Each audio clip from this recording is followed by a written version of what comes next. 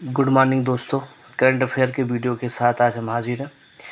पहला क्वेश्चन है, भारत के महान्यायवादी किसे चुना गया।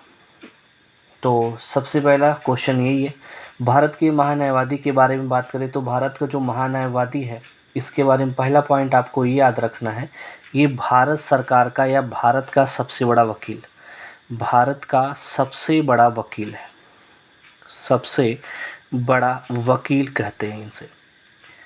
किस अनुच्छेद में है संविधान के, तो अनुच्छेद 76 में इनका वर्णन है। अटॉर्नी ऑफ जनरल नाम होता है, अटॉर्नी जनरल। अगर आपसे बात करें तो ये अभी वर्तमान में कौन थे, के वेणुगोपाल, के वेणुगोपाल वर्तमान में थे, जो आपके 13वें नंबर के थे, 2022 में रिटायर हो गए। इनकी जगह पे कौन आ गए हैं अब, मुकुल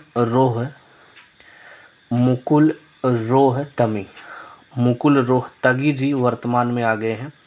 मुकुल रोहतगी वर्तमान में ये क्या हैं, आपके महान्यायवादी हैं। ये 14वें नंबर के हैं। इनके पहले भी मुकुल ही साहब थे, मुकुल रोहतगी साहब भी थे इनके पहले भी, लेकिन ये बाद में आगे के वेणुगोपाल दोबारा इनका क्या हुआ है, सिलेक्शन हुआ है, चुनाव हुआ है।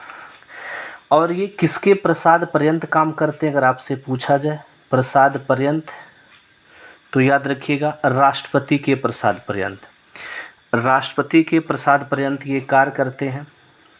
जब तक राष्ट्रपति चाहेंगे तब तक पद पे रहेंगे ये, नहीं तो हट जाएंगे। आपको ये भी पता होगा भी आपके भारत के वर्तमान में राष्ट्रपति द्रौपदी मुर्मू है, मुर्मू जो संथाल जनजात की है, संथाल एक जनजाति है, संथाल वो उन जनजात की हैं ये। और अगर आपसे बात करें भारत के पहले एजी कौन थे, अटॉर्नी जनरल कौन थे, तो यम शीतलवाड़, याद रखिएगा यम शीतलवाड़ ये भारत के पहले अटॉर्नी जनरल थे। आइए और आगे थोड़ा बात करते हैं। कुछ नियुक्ति की बात हुई है तो नियुक्ति की बात कर लेते हैं। तो सबसे पहले नियुक्ति में अगर हम आपसे बात करें, सबसे पहली नियुक्ति आपसे, मुख्य सतर्कता आयोग के अध्यक्ष कौन है, सतर्कता आयोग के अध्यक्ष, सतर्कता आयोग के अध्यक्ष कौन है, तो याद रखिएगा सुरेश पटेल, सुरेश पटेल ये सतर्कता आयोग के अध्यक्ष हैं। मुख्य चुनाव आयुक्त कौन है, मुख्य चुनाव आयुक्त कौन है वर्तमान में, तो याद रखिएगा ये हैं राजीव कुमार, राजीव कुमार ये मुख्य चुनाव आयुक्त हैं। नीति आयोग की बात कर ले थोड़ी सी, नीति आयोग के उपाध्यक्ष कौन है, तो सुमन बेरी, सुमन बेरी ये नीति आयोग के उपाध्यक्ष हैं। और सीईओ कौन है नीति आयोग के, सीईओ, नीति आयोग के सीईओ हैं परमेश्वर अय्यर, परमेश्वर अय्यर ये नीति आयोग के क्या हैं, सीईओ हैं। और आपसे आगे बात किया जाए, चुनाव आयुक्त हो गए, ठीक है। तो ये रहा आज का पहला क्वेश्चन। थोड़ा और आप बात करते हैं दूसरे क्वेश्चन की तरफ, हिंदी दिवस। आइए हिंदी दिवस की चर्चा करते हैं। तो हिंदी दिवस अभी संपन्न हुआ, कब मनाया गया, 14 सितंबर को मनाया गया हिंदी दिवस। क्यों मनाया गया था, क्योंकि 14 सितंबर 1949 को संविधान सभा द्वारा हिंदी को स्वीकार किया गया कि भारत का ये राजभाषा होगा। संविधान सभा द्वारा इसे स्वीकार किया गया। और आपको पता होगा अनुच्छेद 343 के फर्स्ट में ये कहा गया है कि भारत की जो राजभाषा होगी, राष्ट्रीय भाषा भारत की नहीं है, राजभाषा हिंदी होगी, और इसकी जो लिपि होगी वो देवनागरी होगी, लिपि देवनागरी होगी। ये स्वीकार किया गया था 343 में ये वर्णित है। और बात करें हिंदी दिवस मनाने की घोषणा किसने की थी, तो याद रखिएगा घोषणा इसके किया गया था पीटी नेहरू, भारत के पहले जो प्रधानमंत्री हैं पीटी नेहरू द्वारा, पंडित जवाहरलाल नेहरू द्वारा।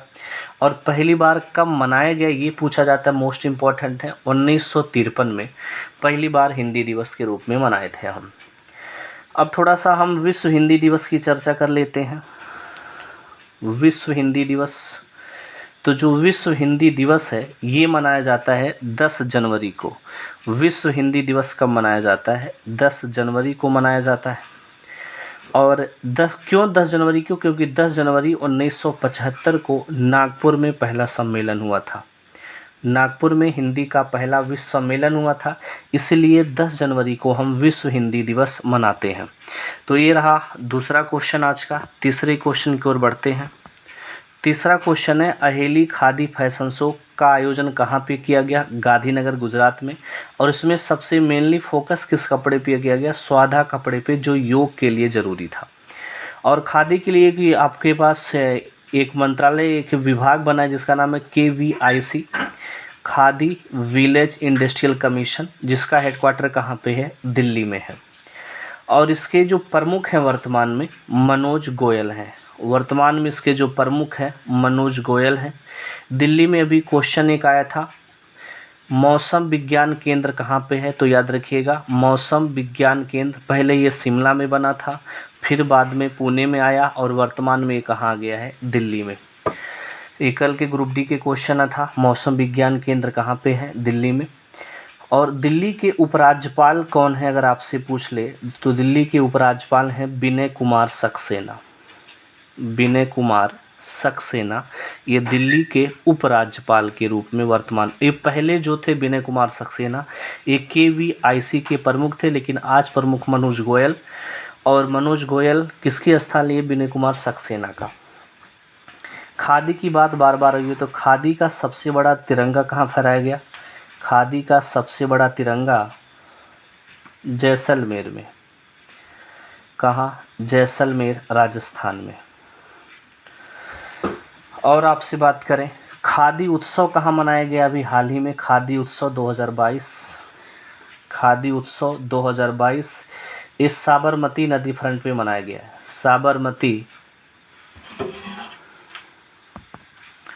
साबरमती नदी फ्रंट पे ये मनाया गया है आपका खादी उत्सव 2022। KVIC की बात करें, इसकी स्थापना किस अधिनियम के तहत हुई थी? 1956 अधिनियम के तहत खादी की क्या हुई थी? स्थापना, KVIC की स्थापना हुई थी।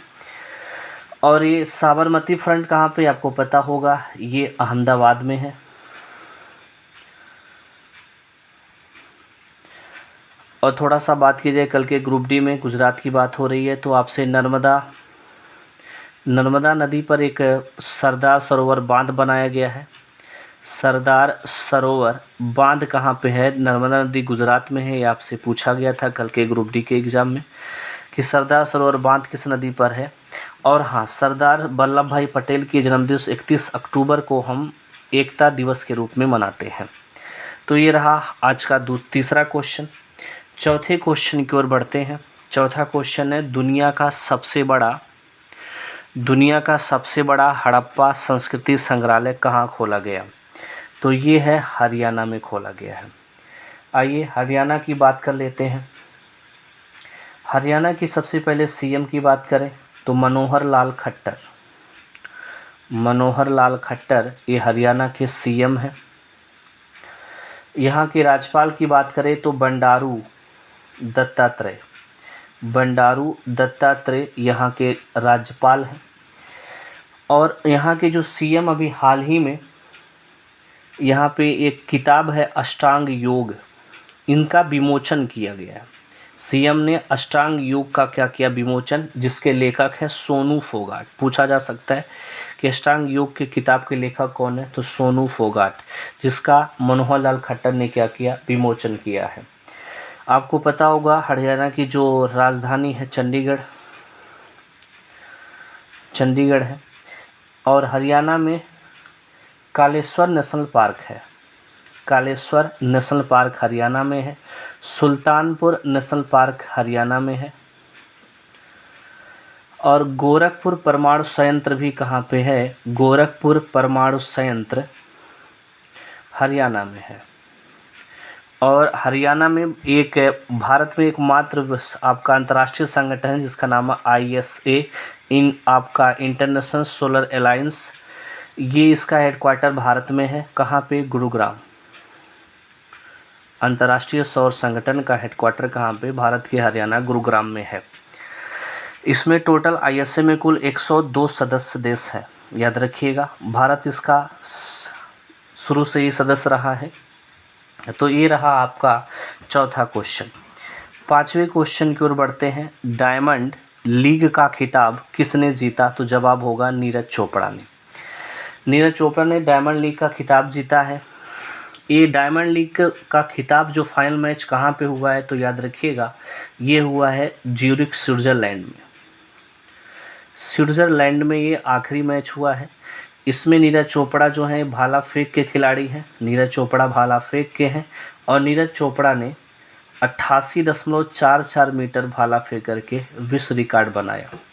ये खिताब जीतने वाले नीरज चोपड़ा पहले भारतीय हैं। ये खिताब जीतने वाले नीरज चोपड़ा पहले भारतीय हैं। और आपसे बात करें, हाँ जी, एक क्वेश्चन और यहाँ से आएगा।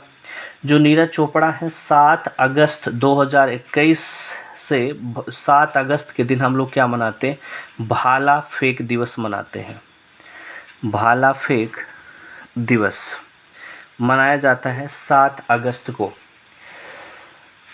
तो ये रहे इतने क्वेश्चन, आज के 5 क्वेश्चन।